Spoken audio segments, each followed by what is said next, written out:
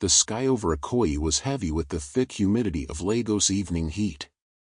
The sun was setting behind tall buildings of glass and steel, casting long shadows over the fancy homes tucked between the trees.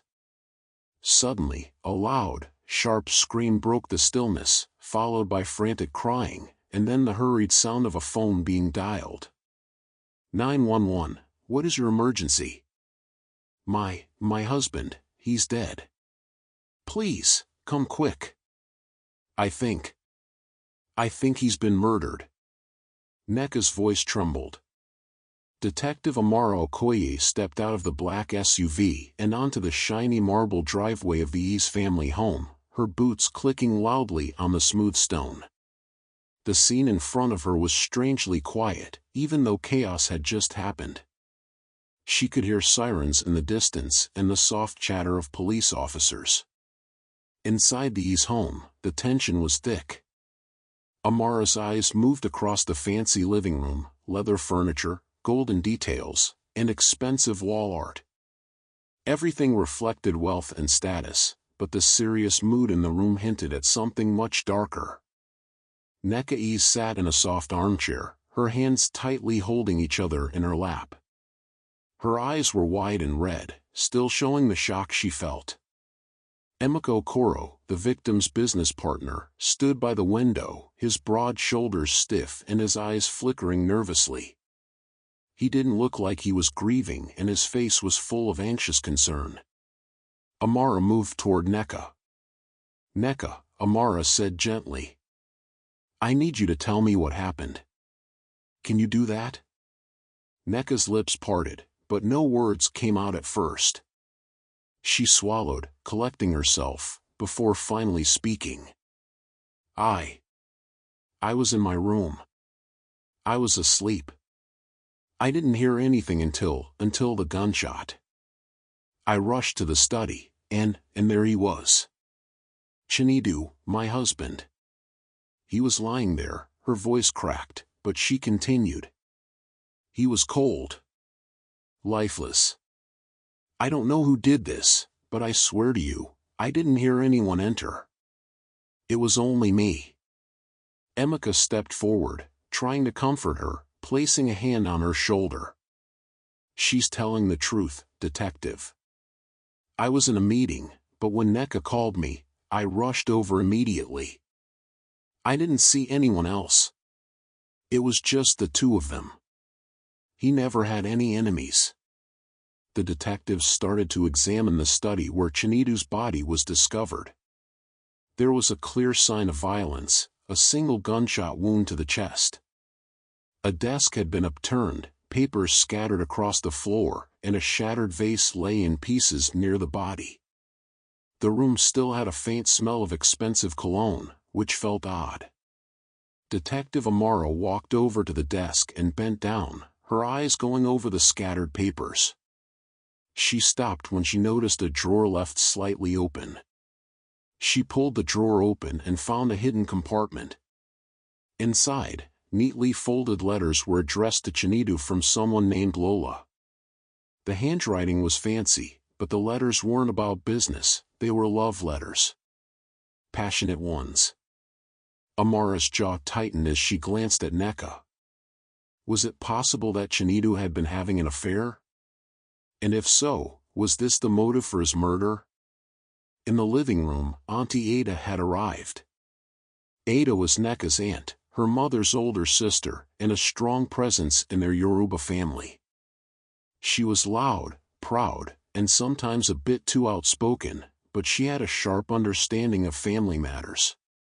She also had a habit of giving advice that wasn't always asked for.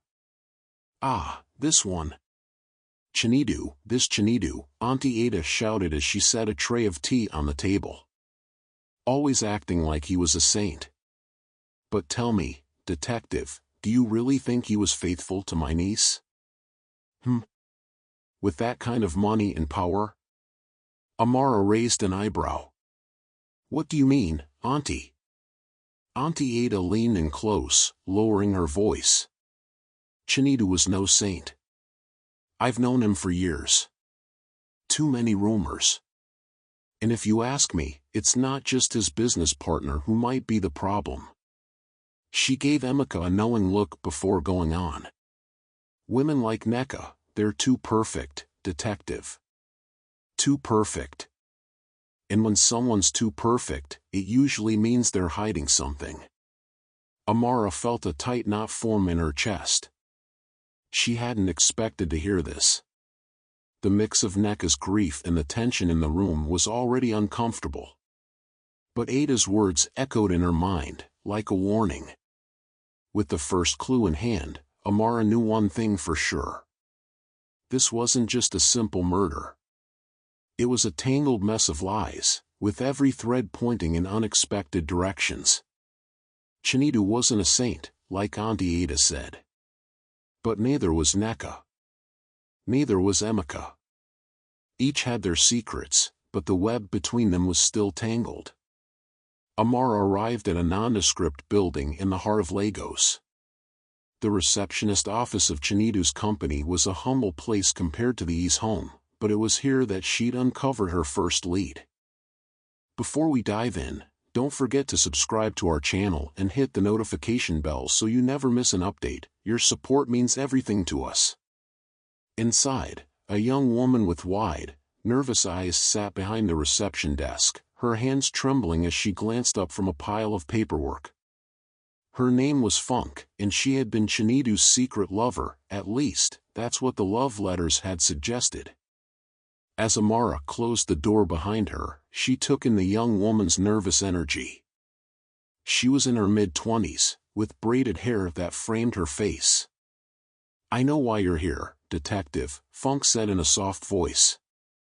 "I've heard about Chinedu's death, and I swear, I had nothing to do with it." "Nothing at all." Amara studied her. Funk looked genuinely frightened, but there was something about her that seemed too calculated, too careful in her words. "Tell me about your relationship with Chinedu." Funk hesitated.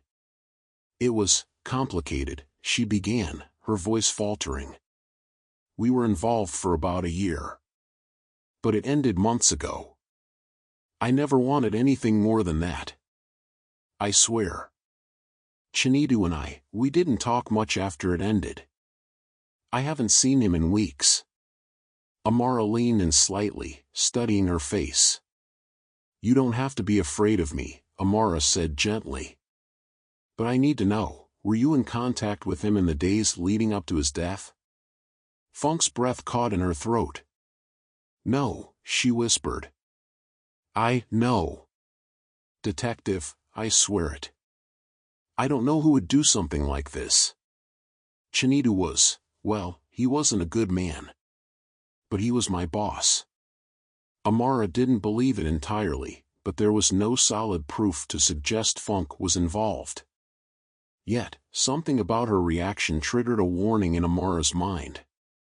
The same afternoon, Amara went through the E's family's bank records, hoping to find something out of place. What she found, however, shocked her. Over the past month, Nneka had withdrawn large sums of money from her joint account with Chinedu, far more than the average monthly spending. The amounts were huge enough to raise a red flag.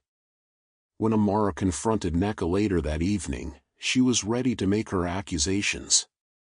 "Nneka," Amara began, holding up the financial records in front of her. "Can you explain these withdrawals? These are not small amounts. What was the money for?" Nneka's face went pale, and she took a deep breath before responding. "It was for a family emergency, an urgent matter," Nneka said quickly, though Amara could see the unease in her eyes. "My cousin, she needed help with medical bills." It was all going to her. The story was weak, but Amara didn't push further. Instead, she waited. "You don't believe me, do you?" Nneka said, her voice rising in frustration. "Chinedu, he didn't understand what I was going through. He never did." Amara was silent for a moment. There was something in Nneka's tone, something raw, something that wasn't adding up. Her mind returned to Auntie Ada's words from earlier, "too perfect." Chinedu was not a saint, Amara said softly, her voice gentle. You don't have to protect him anymore. But I need the truth.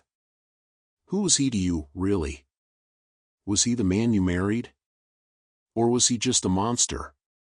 Nneka looked at her with emotion. For a long time, she didn't answer. But then, finally, she spoke. I loved him, detective. But he broke me. He was always gone. Always with someone else. I couldn't take it anymore. But I stayed, because of everything, because of the family, the image we built. I was never enough for him. Amara said nothing.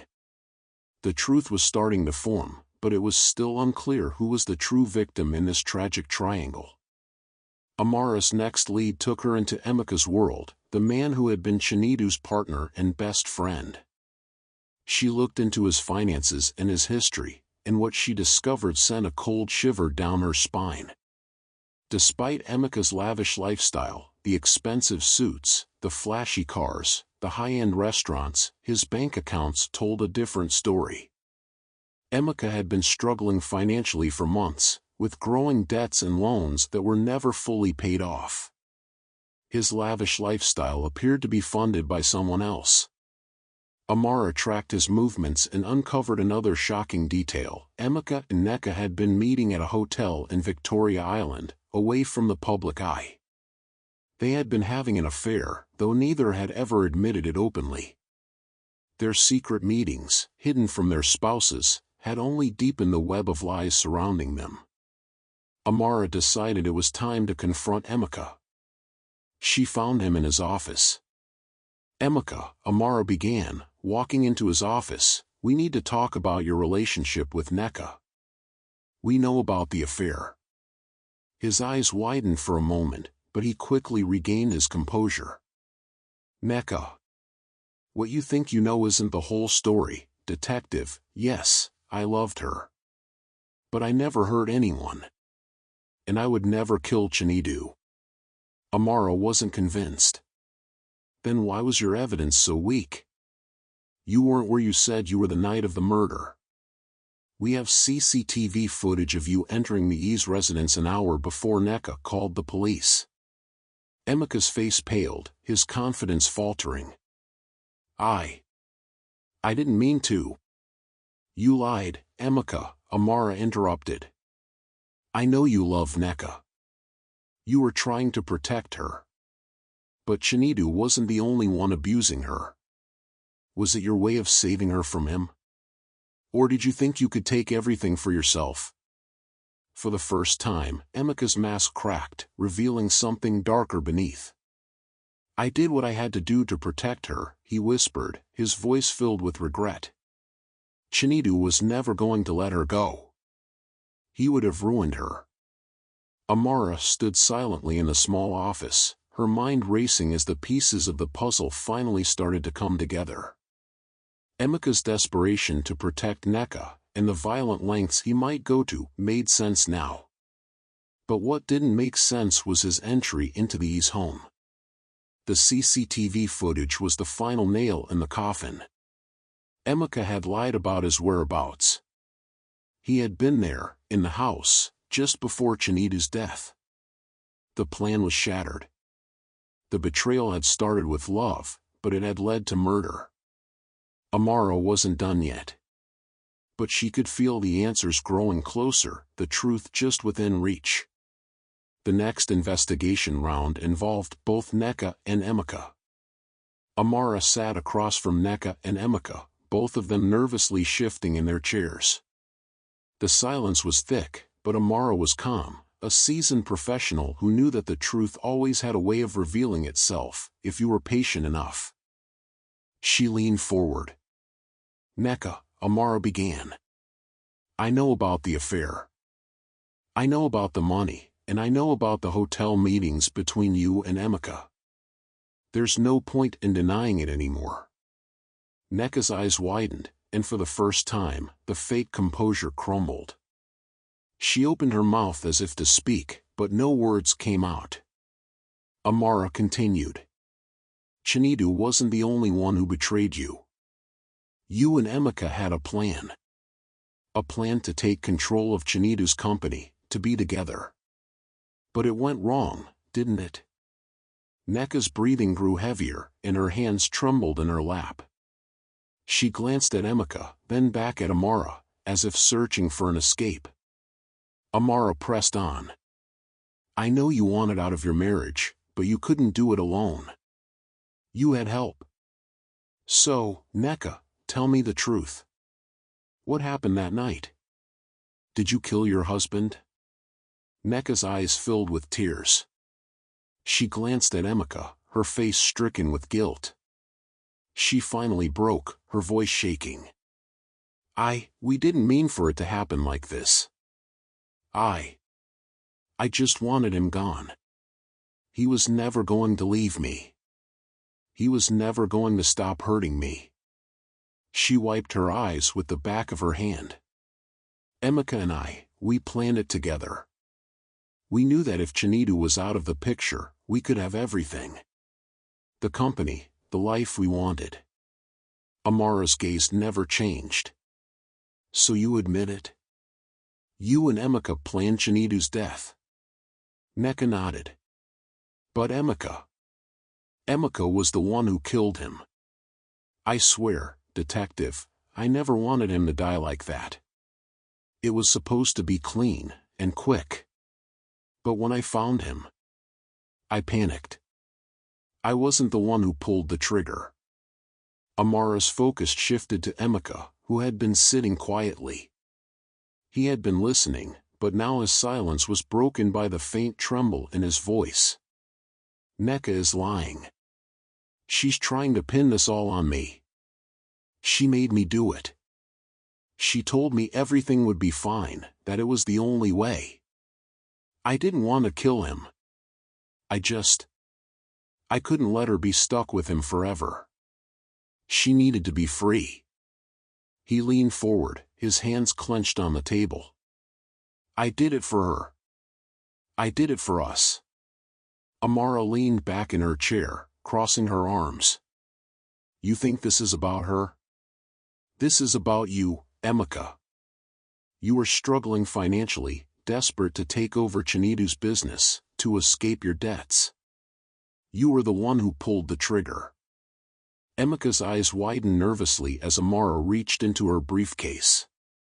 She placed a photo on the table, the final piece of the puzzle, the security footage from the E's residence. It was clear, undeniable. Emeka had entered the house an hour before the 911 call. He was the only one who could have been there when Chinedu was murdered.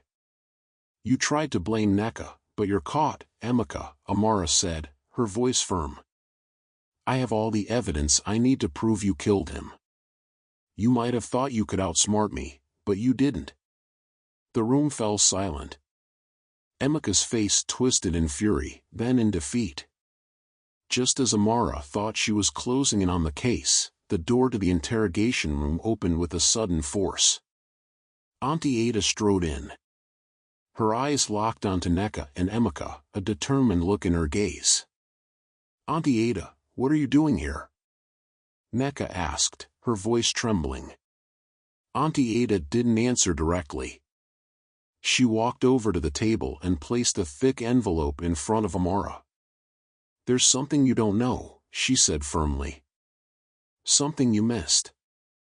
Amara opened the envelope, pulling out a stack of documents and photographs. She glanced through them. The papers detailed a woman named Beezy, Chinedu's second mistress. Auntie, what is this? Amara asked, her voice tight with curiosity. A woman named Beezy, Auntie Ada said. She was blackmailing Chinedu. He had promised her everything. She knew about Nneka, about their marriage, but Chinedu was planning to leave Nneka for her. He was going to marry her. That's what he had promised. Amara's mind began to spin. This was the key she had been missing. The pieces of the puzzle fell into place as she connected the dots between the affair, the blackmail, and the motive for murder. Beezy, she was Chinedu's other woman? Amara asked, piecing the truth together. Auntie Ada nodded. Yes. And she came to Nneka, threatening to expose everything if she didn't get what she wanted. But Nneka didn't want to lose everything, her reputation, the company, her status. She would have done anything to stop Beezy from taking Chinedu away from her. And now Beezy is telling the police everything she knows. Amara's gaze shifted back to Nneka. You had even more reason to kill him than I thought, didn't you, Nneka? Nneka's face was pale. The truth was crashing down on her, and she knew there was no way out. I didn't know what else to do, she whispered, tears streaming down her face. I loved him. But I couldn't let him leave me. Not for her. Not for anyone. Amara took a long breath, processing everything she had learned. She knew the case was more complicated than she had initially thought, but the facts were clear. Emeka had killed Chinedu, but Nneka's involvement couldn't be denied. The conspiracy to murder her husband had been planned by both of them, but it was Emeka who had pulled the trigger in the heat of the moment. I can only prove one thing, Amara said, standing up and turning to Emeka. You killed Chinedu. You will pay for that. As the officers moved to take Emeka into custody, Amara paused and looked at Nneka. You'll have to answer for your part, too. But the law will decide what happens to you. As the room emptied and Nneka was left in the cold silence, Amara couldn't shake the lingering sense of betrayal. The tragedy of love and ambition had spiraled into something far more deadly than anyone had anticipated. But in the end, the truth had been revealed. Emeka was taken away in handcuffs. His face was drained of color, his eyes hollow with the realization of the consequences he would now face. He was the one who had killed Chinedu, but his betrayal ran much deeper. He had been a pawn in a game of greed, lust, and revenge. Yet, the law could only hold him accountable for the act of murder. As the officers escorted Emeka out of the station, Amara stood by the window of the interrogation room. There was something about Nneka's role in the entire affair that didn't sit right with her. She hadn't been able to gather enough evidence to charge her, at least, not for murder. Days passed, and the funeral of Chinedu arrived with the expected fanfare. Lagos's wealthy elite came to pay their respects, offering condolences to his widow, Nneka, who stood at the center of the mourners. Amara was there too, observing from the back of the church. She didn't want to be there, didn't want to see Nneka play the role of the grieving wife one last time, but duty called. As she watched Nneka accept condolences with an almost practiced poise, Amara's thoughts churned. She had known Nneka's secrets, and yet, there she was, free from the law's grasp. When the service concluded, Nneka exited the church. As she stepped into the back of the waiting black car, her phone buzzed in her hand. Amara, still standing near the steps of the church, caught a brief glimpse of Nneka's face as she read the text message. The expression on Nneka's face tightened momentarily, and then she swiftly deleted the message before slipping her phone into her bag. The text had come from Emeka's lawyer. The message was likely a warning, a hint that a deal was on the table to expose Nneka's involvement in the murder. Yet, Nneka showed no signs of fear. She was too composed, too practiced. Later that evening, Amara sat in her small apartment, staring out at the bright lights of Lagos from her balcony. The case was over. Emeka would face the consequences, but Nneka would walk free. It wasn't the justice Amara had wanted, but it was the justice that had been served. She thought about everything that had unfolded, the lies, the betrayal, the love and ambition that had led to murder. It wasn't black and white. It never was. Life was messy, complicated, and sometimes, the truth couldn't be neatly packaged into a story with a clear-cut ending. Amara sighed deeply, pushing a hand through her hair. She had done her job, she had uncovered the truth. But sometimes, that truth didn't fit the world's definition of justice. She would keep fighting, though. She would keep searching for answers, no matter how tangled the web became. It was her job, her duty, and something deep inside told her that Nneka's story wasn't over, not yet.